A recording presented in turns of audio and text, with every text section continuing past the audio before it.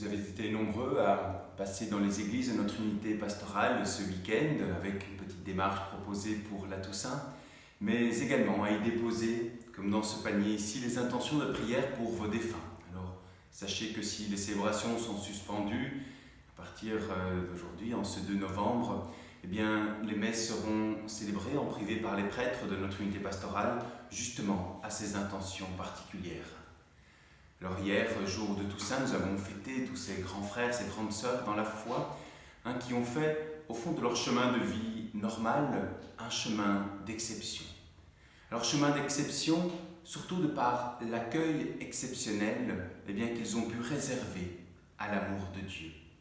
À l'amour de Dieu dans leur vie, au fond, ils nous encouragent, ils nous entraînent plus avant, à cet accueil aussi pour notre propre vie, de cette présence de Dieu. Alors voilà, au lendemain de cette fête, c'est la même espérance, la même confiance en ce Dieu de la vie que nous fêtons, que nous célébrons aujourd'hui en confiant nos sœurs et frères défunts. C'est pour ça que j'ai mis l'icône de la résurrection qui montre cette confiance en ce Dieu de la vie. Alors vous allez me dire, mais si notre Dieu est un Dieu de la vie, alors pourquoi la mort?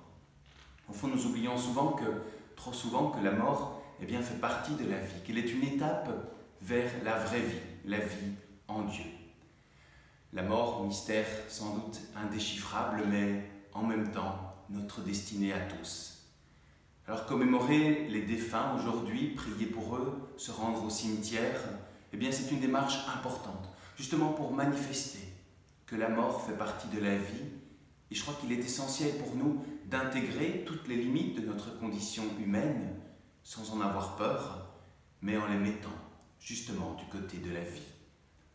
Alors je lisais un livre sur le frère Luc, moine de Tibérine, et je vous livre un petit extrait que j'ai trouvé dans le livre, où le frère Luc, dans ses notes spirituelles, dit ceci: « Aussi longtemps que nous faisons de notre vie un but en soi, ne subsiste aucune raison de vivre, car tout se termine par la mort.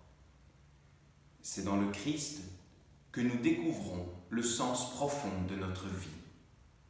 Ce que Dieu demande est que nous lui fassions confiance, à lui et au Christ. » Alors voilà, cette phrase, c'est dans le Christ que nous découvrons le sens profond de notre vie. Alors, cela ne veut pas dire que c'est facile, bien évidemment, mais au fond, le frère Luc nous dit par là que appréhender la mort, ce n'est pas tant une question de courage, mais sans doute une question d'humilité. Et c'est ce que Jésus nous dit également dans l'Évangile lorsqu'il affirme « Celui qui veut sauver sa vie la perdra, mais qui perdra sa vie à cause de moi et de l'Évangile la sauvera. » Au fond, vouloir sauver sa vie, c'est se prendre soi-même pour le centre et c'est se perdre, nous dit Jésus.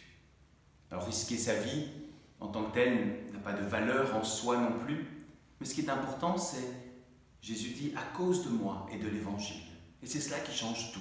Perdre sa vie pour le Christ, ça signifie donner sa vie par amour.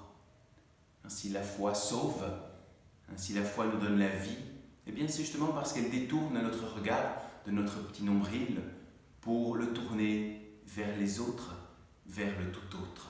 Chaque fois que nous quittons le souci de nous-mêmes pour le souci d'un autre, pour le souci de Dieu, nous vivons notre foi en Dieu, en ce Dieu qui est la vie. Chaque fois que nous détournons notre regard de nous-mêmes pour le souci d'un autre, pour le souci de Dieu, quelque part nous investissons pour la vie éternelle qui a déjà commencé, nous dit Jésus. En ce sens, Jésus est ce chemin, cette vérité et cette vie qui nous conduit à la vie éternelle. Car perdre sa vie pour le Christ signifie donner sa vie par amour.